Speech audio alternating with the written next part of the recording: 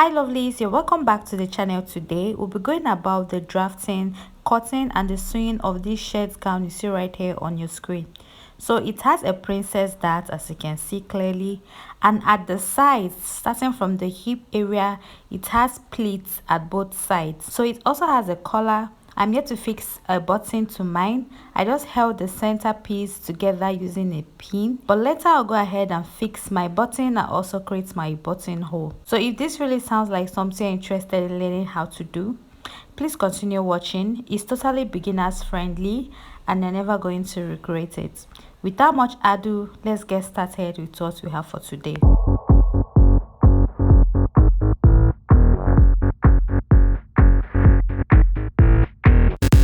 So I'll be drafting out this on my pattern paper first. So I have two pattern paper. One is for the front shirt and one is for the back. So now at that top part of my paper, I marked my shoulder of 8 inches. And from that point, I came down by 1.5 inches. Now I'm slightly connecting this to the other side of my paper and I went ahead to cut out. So the first thing I need to achieve right here is my shoulder slant. Now I removed the back part of my paper, the second one. Down for this one, which will be the front part, from the base I went up by 2 inches and you can see that I marked it, and now go ahead and cut it off. So this is all you need to do before you commence with your drafting.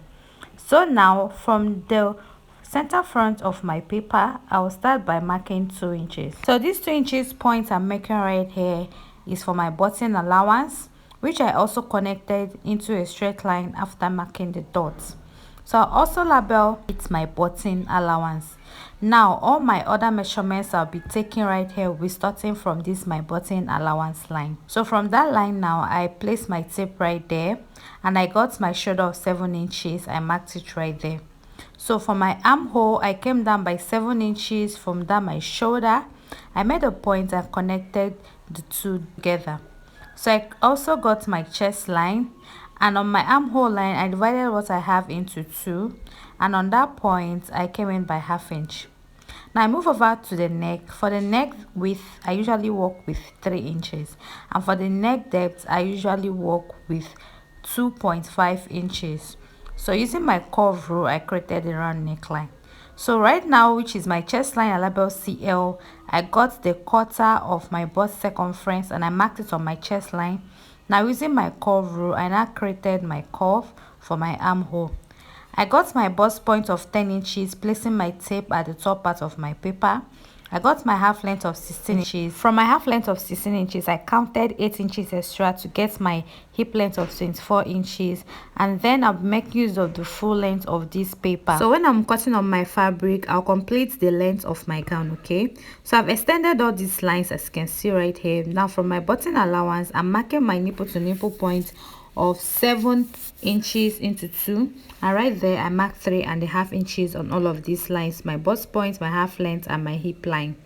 So I'm going to come to my armhole area and I'm going to place this my curve this way, from this my nipple to nipple line all the way to the half of this my armhole, or the middle of that my armhole, as you can see right there. So from that point I extended my line by 1 inch and now curved it right into my armhole. So I divided my half length by 4 and marked it on the line labeled HL. On my hip line, I divided my hip line by 4 and marked what I have right there. So I subtracted 1.5 inches from the total measurement on my hip line and marked it on my shirt length. So I went ahead now to connect all of these marks I've made so far. So after this, now I'll go ahead and now impute my stitching and my sewing allowance of 1.5 inches. So following the same way, I'm also going to connect all of these lines together this way.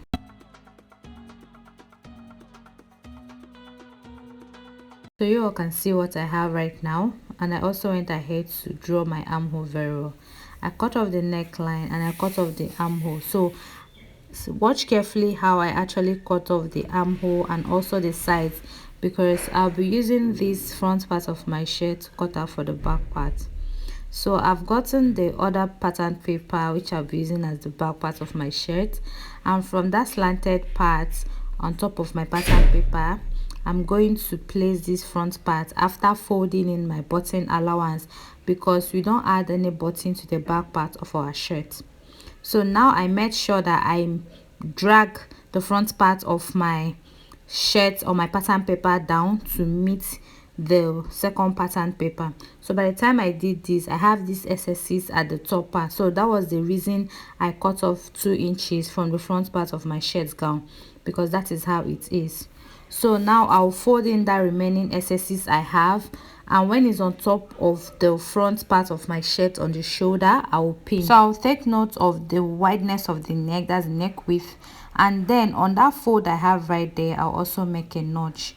So I'm going to remove this pin now I have on top of the front part of this my shirt, and I'm going to now use my curve rule to connect those marks I've made so far. So this is how you actually go about your back neckline. Okay, so that is basically it, and I'll go ahead as well to cut off for the armhole and also the sides. They are usually the same. The difference with the front part of your shirt and the back is the button allowance and the shoulder area and also your neck depth. All right, so if you do this, you are perfectly okay and you are good to go. So I went ahead now to cut through the darts which I have from my armhole, and I went ahead to cut off the other part which is not needed. So right now I'm going over now to slash this from my hip line. Okay, so I can see that I slashed my hip line, and this is what I have left. So I'm going to tape it down. That is for the both parts. I'm going to tape it down. This is for the front and the back. So I've taped it down so you can see what I have right now. So I'm going to start marking 1.5 inches, and then I will now connect that point into a straight line, as you can see I'm doing right here. So I'll continue doing it till I get to the extreme end of this my paper and also number them as well.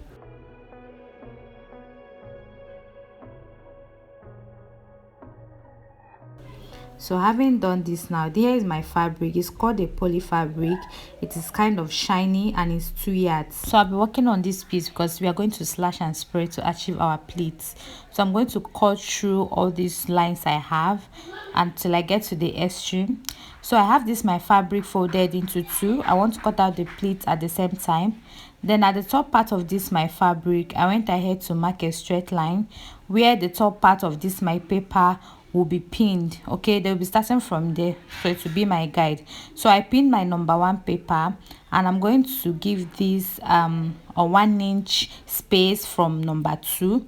So I pin my number 2 from that 1 inch space, making sure that the top part of that my paper is touching the line I ruled, okay, at the top part of my fabric. So this is how I'll continue pinning this, and also giving this 1 inch space in between. So it's all about your preference. You can actually give it more inches, all right, depending on how full you want your pleats to be. But I was managing my fabric because the 2 yards wasn't really sufficient for me. Okay, so now for me to get my actual shirt or my gown length, I have to add extra 6 inches to what I have right here. Okay, so my full gown length is 38 inches, but while I was drafting on my pattern paper, it was 34 inches.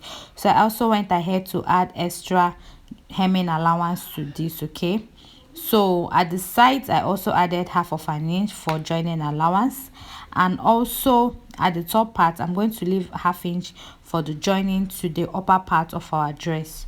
So for the front part you're going to also leave ½ inch.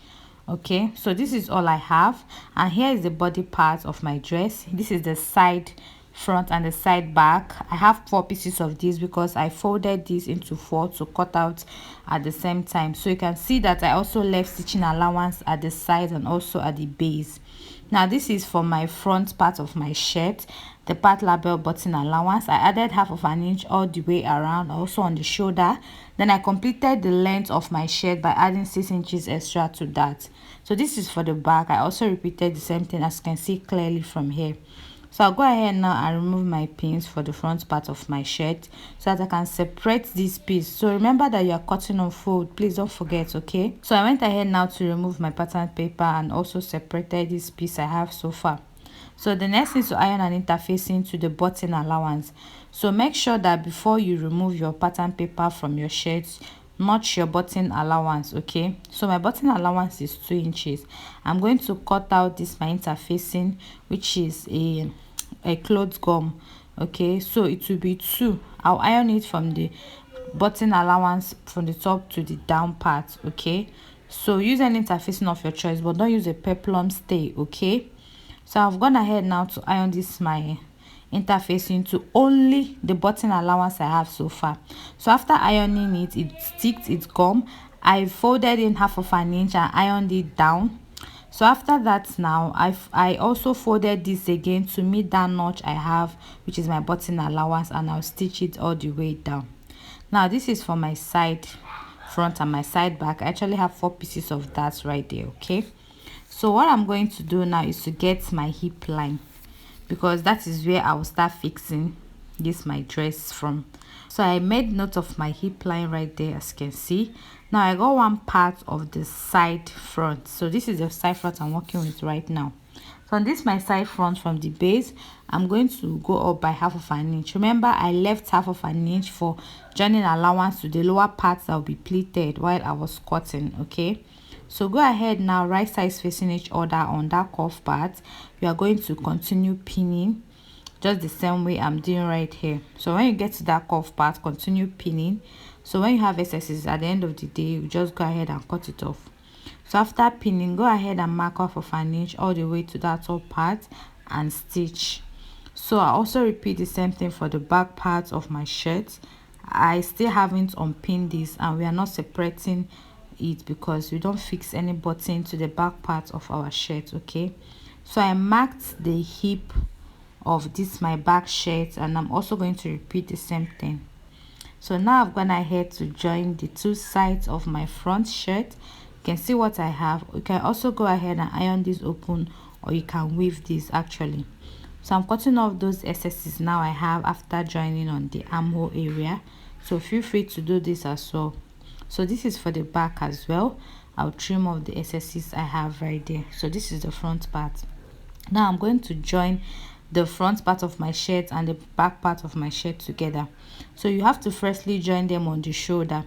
So I've pinned this. So when you join, you realize that when you bring this down, you need to bring it down to align the back part of your shirt to kind of come in front. Okay, so after doing that, go ahead and also join the sides. From the armhole, leave just half of an inch and mark your stitching allowance all the way to the ends. So I also repeated the same thing for the other side of my shirt, as you can see right here. So when I'm done, this is what I have, guys. And the next thing is to work on this particular piece we have right here. We have slash and spread, and the next thing is to work on this. I've removed all my pattern paper from my fabric, and I'll just go ahead now to get that part where I cut off from my hip. So you can see that part now.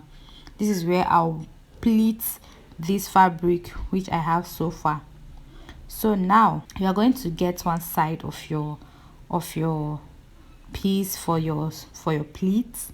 You're going to pin them right side facing one part of your shirt, either the back or the front. So ensure that the parts where you are pinning on your shirt is actually the part that is wide. Okay, not the longer part but the wider part. So also repeat the same thing for the other side. Just join the 2 parts together using just half of an inch. So if you don't really understand, you see what I have done after I'm done stitching. Okay, so just go ahead and pin the both sides, and after pinning, you go ahead and use half of an inch which we left for our joining at both sides. Okay, so I'll go ahead and do that and come and show you what I have. So now after joining the both parts, this is what I have. The 2 sides are closed. Now the only part we have open is that top part around the hip area. Okay, so you can see that in length they align. So that was the essence of the whole stitching allowance and all of that. Okay, so I flip this now to the wrong side so that I can start pleating this my piece on the body or the hip area of my dress. Okay, so I firstly secured one part using my pin, then I'm just going to start pleating. So I'm actually used to pleating without measuring inches I have. So just pull up your fabric this way and pin it on top of your dress. So when you pull up this fabric together, you can just measure 1 inch is okay, 1.5 is okay. Then you now continue pinning. You can mark the spaces you want in between your pleats. So I don't really do all of that for now, because looking at them, I already know the spaces I want in between, and it is okay by me. But you just have to go ahead and do all of that in case you are not really familiar with this. Okay, just take your time and go about all of that. So continue pleating these excesses until you get to the other side. So this is what it looks like when you are done pleating. Stitch it using half of an inch and also stitch it straight up as I've shown you right here. So this is what I have. This is the front or the right side. Also remember to iron this after arranging, because I also did the same thing as well. So this is what it will look like. You can see the back shoulder coming in front. So the next thing is to cut out our collar for our shirt. So bring it together at the button area and go ahead and measure what you have. So when I measured what I had was 9 inches. So I'm going to get this my interfacing. This is a cloth gum. Okay, so I folded it from the center and I marked my 9 inches. So I wrote a straight line there, and now for my collar stand, I'll be maintaining 1 inch as my collar stand. So I've collected all the lines so far. Then I'll go ahead and go in by just half of an inch from that 9 inches at the top part and create my curve. So for my collar, which is the one that sits or stays on top of your collar stand, I'm going to measure what I have as the length of my collar stand and subtract 1.5 inches from that. So that'll be the length of my collar stand. And for the height, I marked 2 inches. So I'm drafting out this collar together. I don't want to have them separate, okay? So after connecting that, from the center front, come down by half of an inch from your collar stand and connect it this way. And then outside your collar stand at that top part, come out by half of an inch and slant it this way, just as I'm doing right here. So that is all for your collar. In case you want to draft them together, I didn't see the need actually drafting them separately at this point, because I have countless of tutorials on how I went about that. So I just wanted to teach you all this particular style in case you're not familiar with that. Okay, so cut it out exactly the same way it is. There is no allowance needed. So you get your fabric and fold it into two, just as I've done right here on the wrong side. Okay, so make sure that you have this allowance all around, at least 1 inch allowance all around your stay. So go ahead and iron the gummy parts to your fabric. All right,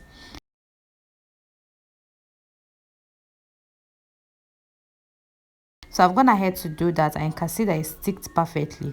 So after ironing, go ahead and run stitches all around, just the same way I've done right here. So just move away by at least 1/4 of an inch. Okay, I think it's 0.25 or something. I don't really know what to refer to it as, but just count 2 lines from the tip of your tape before you run your stitch all around this your collar. Okay, so by the time you do that, you now go ahead and cut it out, and don't cut it very close to your thread, so that by the time you turn it to the right side, the stitches doesn't come off. Okay, so after cutting this, flip it to the right side and arrange it properly, as you can see I'm doing right here. Go ahead and give this a very nice ironing again. Okay, so I've gone ahead to do that. You can see what we have. So after giving it a nice pressing, go ahead and stitch on top all around. So after that, now you're going to get one end of your collar, and you're going to get the center of your dress, or from the button you're going to start pinning this your collar on the neckline of your dress. So ensure that the parts where you are pinning, remember you're pinning right side of your collar to the right side of your neckline. So ensure that is the parts where you have your interfacing ironed, that you are pinning around the neckline area. So it is going to be your guide. You run a stitch using half of an inch. So when you do that, you flip it to the other side and use the remaining allowance you have to cover up the rough edges and stitch straight as well. So by the time you are done, this is what you're going to have. Go ahead and also give this a very nice press, and you can see how beautiful this looks already. I hope you found this tutorial helpful. Thank you so much for watching. Please kindly do subscribe if you're yet to do so, and to my amazing and wonderful subscribers, thank you so much for sticking right here with me. I'll see you some other time on this same channel. Do have a lovely time ahead of you. Bye.